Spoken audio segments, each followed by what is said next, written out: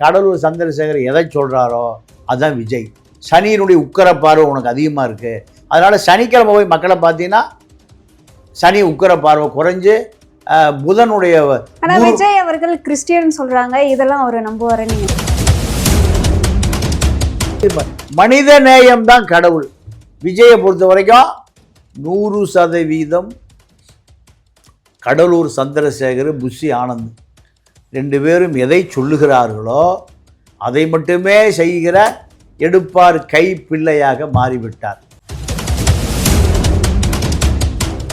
சனிப்பார்வை உக்கரமாக இருக்கு அவருக்கு. யாருக்கு?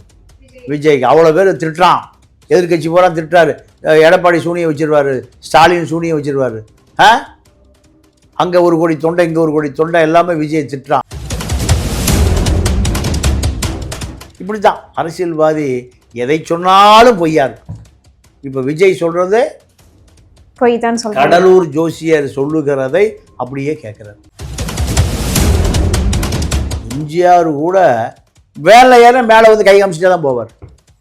விஜய் எங்கே போய் கை காமிக்கிறாரு? மரக்கடையில் போய் தான் வெளியே வர்றாரு. யார் சொல்லி கொடுத்தது? ஜோசியர். இந்த டைமில் வெளியே வந்தால் தான் அப்போ தான் கேது, ராகு, சுக்கிரன், சனி, புதன் பார்வையெல்லாம் மறைஞ்சு பிஜேபி கேட்கவே வேண்டியதில்லை. அவன் பூரம் சங்கி, முழுக்க முழுக்க பிற்போக்குத்தனமான சாதி, சனாதன கட்டுமானம். நீ எதை விதைக்கிறாயோ நல்லவனாக இருந்தால் நல்லது நடக்கும், கெட்டது நினைச்சீங்கன்னா நிறைய கெட்டது வந்து சேரும், போலீஸ்காரன் தேடி வருவோம். அவ்வளோதானே? நீங்கள் இந்த சமூகத்தை மீட்டெடுக்க வேண்டிய கடமை இப்போ மிகப்பெரிய கடமை இந்த சமூகத்துக்கு மிகப்பெரிய அவசரகரமான தேவையாக உள்ளது.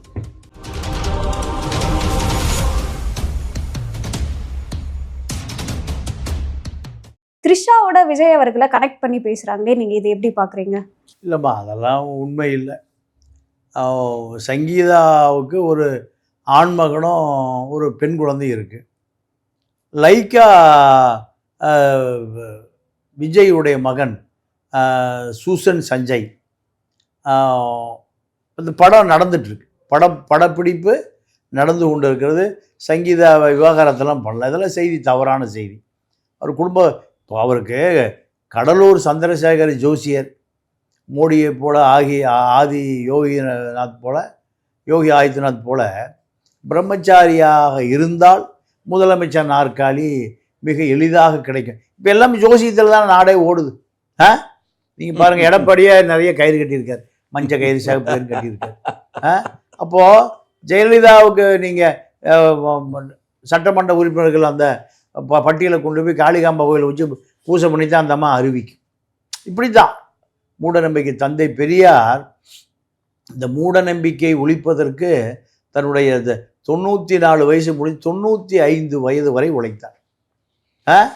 மூட நம்பிக்கையே கூடாதுடா.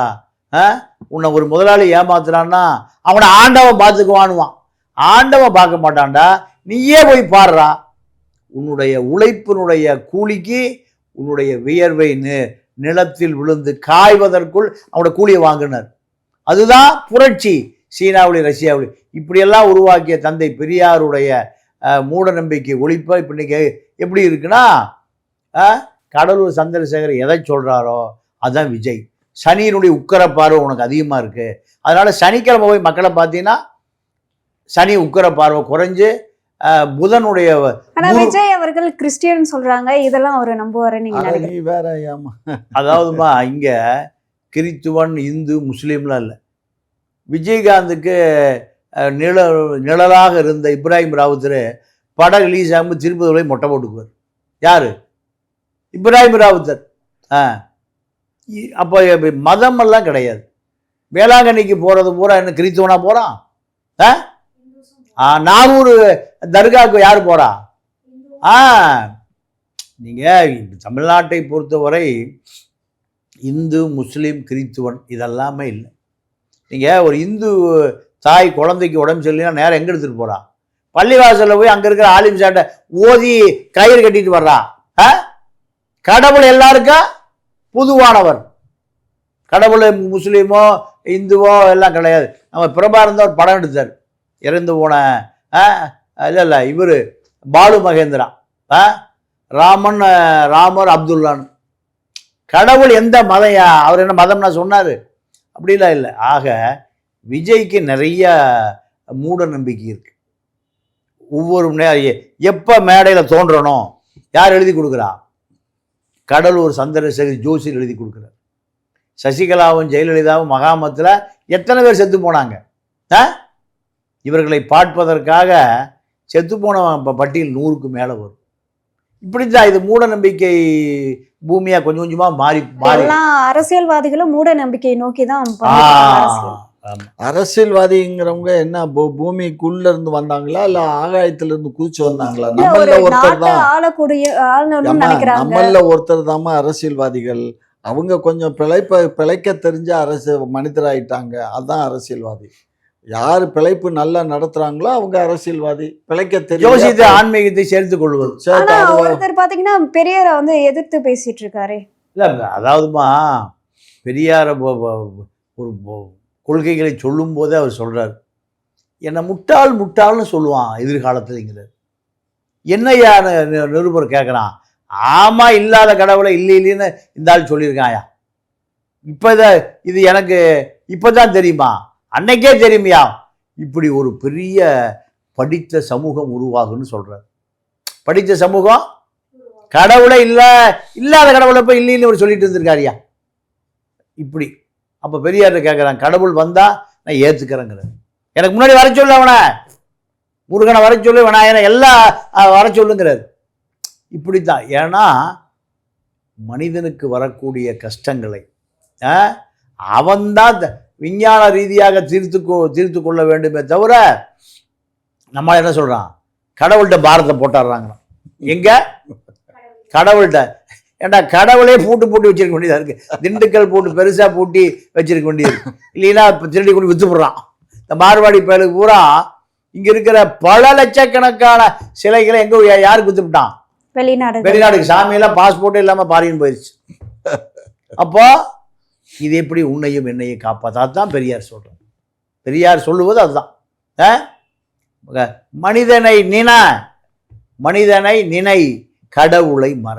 ஏதாவது அப்பா ஆண்டவா பார்த்துக்கடா, கடவுளே பார்த்துக்கடான்னா கடவுளை நம்ம தான் பார்த்துக்கணும். சக மனிதனை மரியாதை கொடுத்து பழகு. மனித நேயம்தான் கடவுள்.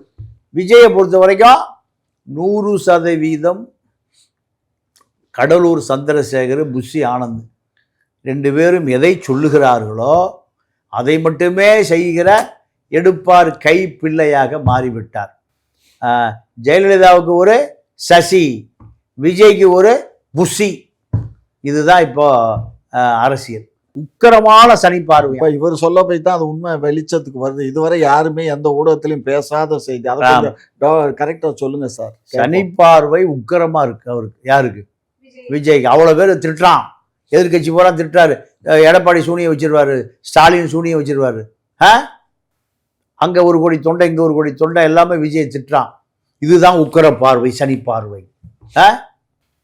மக்களை ஆமாம். நீங்கள் ஜெயலலிதா நீங்கள் ஆட்சியில் இருந்த 91, 96 பீரியடில் அடிக்கடி ஊட்டி போகும் அந்த அம்மா.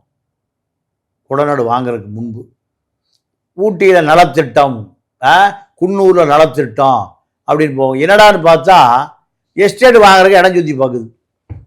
அந்த அம்மா பிடிச்சா தான். அந்த அம்மா என்ன கேட்குதுன்னா, மலை அடிவாரம் இருக்கணும், ஒரு அருவி இருக்கணும், 2வது அருவி தண்ணி தேங்கி இருக்கணும், அதில் நான் போட்டு ஓட்டணும், இப்படியெல்லாம் எனக்கு இடம் வேணும். அந்த அம்மா எங்கே Karnataka border, Kerala border, Tamil Nadu border, எல்லா எஸ்டேட்டும் நம்ம சுற்றி பார்த்தது.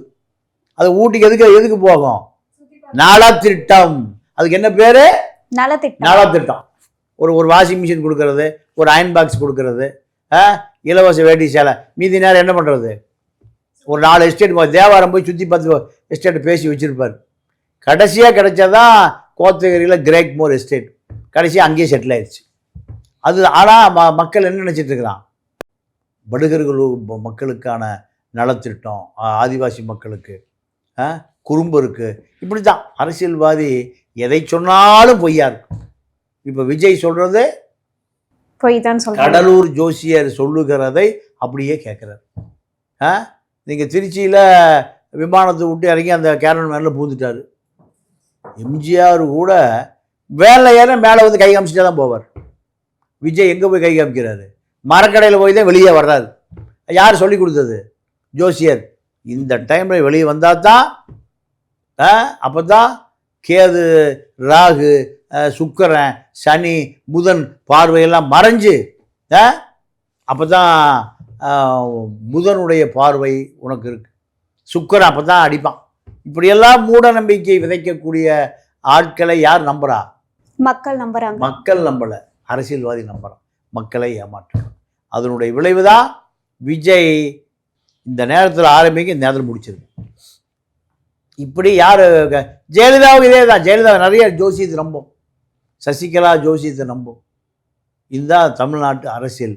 ஆக ஜோசியர்கள் தான் யார் தலைவன் என்பதை தீர்மானிக்கிறார்கள். மறைந்திருந்து பிஜேபி கேட்கவே வேண்டியதில்லை. அவன் பூரா சங்கி, முழுக்க முழுக்க பிற்போக்குத்தனமான சாதி, சனாதன கட்டுமானம். முதல்ல பூமி பூசை பண்ணுவான், அப்புறம் ஐயர் தான் வந்து அங்கே மந்திரம் ஓதுவார் பிஜேபி மாநாட்டுக்கு முதல்ல. இப்போ இப்படித்தான் அதை தமிழ்நாட்டு அரசியல் மூட நம்பிக்கை ஒழித்தது. இந்தியாவுக்கே வழிகாட்டிய தந்தை பெரியாருடைய மண் இன்னைக்கு பல மூட நம்பிக்கைகளுக்கு மூட நம்பிக்கை போயிருக்கு. விதைத்து கொண்டே இருக்கிறான் மக்களை. நீ இப்போ நிறைய பாருங்க, நிறைய கோயில்களை நோக்கி படையெடுக்கிறான். என்ன காரணம்? தன்னுடைய துன்பத்தை கடவுள் தீர்த்து வைப்பான்னு நம்புறான். உன்னுடைய துன்பத்தை நீதாயா தீர்த்துக்கணும். தீதும் நன்றும் பிறர் தர வாரா. நன்மையும் தீமையும் அடுத்தவங்க கொடுத்து அனுப்புறது இல்லையா? அது என்ன பேரு? நீயே உருவாக்கி கொள்வது. நீ எதை விதைக்கிறாயோ, நல்லவனா இருந்தால் நல்லது நடக்கும், கெட்டது நினைச்சீன்னா நிறைய கெட்டது வந்து சேரும். போலீஸ்காரன் தேடி வருவான், அவ்வளோதானே. குற்றம் செஞ்சால் போலீஸ் தேடி வருவான், நன்மை செஞ்சால் நல்லவன் தேடி வருவான். அதுதான் அந்த காலத்தில் முன்னோருக்கு என்ன சொல்லியிருக்கா? தீதும் நன்றும் பிறர் தர வாரா. எவ்வளோ அருமையான இது கம்யூனிசம். இதை விட கம்யூனிசம் எங்கே இருக்கா? இல்லை. அப்போ இதுதான் அரசியல். ஆனால் இதெல்லாம் இப்போ மறந்துட்டு எங்கே போகிறான்? சோசியக்காரங்கிட்ட போகிறான். சோசியக்காரன் என்ன பண்ணுறான்? ஒரு 1000 ரூபாய் பீஸை வாங்கிட்டு, உனக்கு இன்னும் 38 நாள் குரு பார்வை முடியுது, பெரிய யாகம் வளர்க்கணும், அதுக்கு ஒரு 10,000 ரூபாய் கொடு. பல போலிச்சாமியார் தொழில் நல்லா டெவலப் ஆகி போச்சு. இப்போ 1 லட்ச ரூபா நீ கட்டினீங்கன்னா உனக்கு 10,000 ரூபா வட்டி தரேன்னு சொல்லுவான். நீங்கள் ஒரு 100 கோடி வசூலானா, 1000 கோடி வசூலானா, ஆருத்ரா கோல்டு ஃபைனான்ஸ் 5000 கோடி ஏமாற்றிட்டு போயிட்டான், ஆட்டையை போட்டு போயிட்டான். இந்த கூத்து பூரா எங்கே? தமிழ்நாட்டில் தான். மூட நம்பிக்கை மக்கள்கிட்ட என்ன ஆகி போச்சு? அதிகமாகி போச்சு. இப்போ விஜய கூடுகிற கூட்டம் இவனுக்கு அரசியல் தெரியுதா? இல்லை, தெரியும். ஒரு வயலுக்கு அரசியல் தெரியல. கிரீஸை பூசி வைக்கிறான், அது மேலே ஏறுறான். பனைமரத்து மேலே ஏறுறான், கரண்ட் கம்பத்து மேலே ஏறுறான். அப்போ ஒரு தலைவனை பார்க்குற முறை இப்படியா முறை? ஒரு ரசிகன் தன்னுடைய எதிர்கால மனைவியை கூட்டிகிட்டு வர்றான் பனையூருக்கு. விஜய் பார்க்க மாட்டேன்ட்டார். விஜய் வந்து Audi car, Benz car, BMW car இருந்தால் தான் அந்த கதவு என்ன ஆகும்? திறக்கும். நீ பஸ்ஸில் வந்தீங்கன்னா திறக்காது, ஆட்டோவில் வந்தாலும் திறக்காது. சரி, அப்போது அந்த தொண்டை ரொம்ப மனசு வந்து என் தலைவனை பார்க்க முடியல, எதிரிகள்லாம் மறிச்சிட்டான், எல்லாம் குறுக்காட்டிட்டான்னு. நீங்கள் கடலூரில் விஜய் படம் ரிலீஸ் ஆச்சு, லியோ படம். தலைவனுக்கு முன்னாடி தாலி கட்டணும்னு பொண்டாடி எது அந்த பெண்ணை கூட்டிகிட்டு எங்கே போகிறான்? சினிமா தேட்டருக்கு போகிறான். தலைவன் வந்த உடனே நண்பர்கள் பூத்தூவ என்ன பண்ணுறான்? தாலி கட்டுறாங்க. எங்க? சினிமா தேட்டரில். இப்படி ஒரு இனம் எங்கா இருக்குமா? நல்ல வேலை அதோட நிறுத்திக்கிட்டான், அடுத்த கடத்துக்கு போகாம. இப்படி மூட நம்பிக்கைகளை விதைத்து மண்ணாக எந்த மண் மாறி போச்சு? தமிழ் மண். நீங்கள் நிருபர்கள் பூரா அங்கே போகிறான், மதுரையில் நிருபர் காலரி பூரா கட்சிக்காரன் உட்காந்துருக்கான். நீ ஏன்டா இங்கே வந்த? என் தலைவனை பார்க்குற நான் வந்தேன், நீ ஏன்டா வந்தீங்கிறான். யார? நிருபர்களை.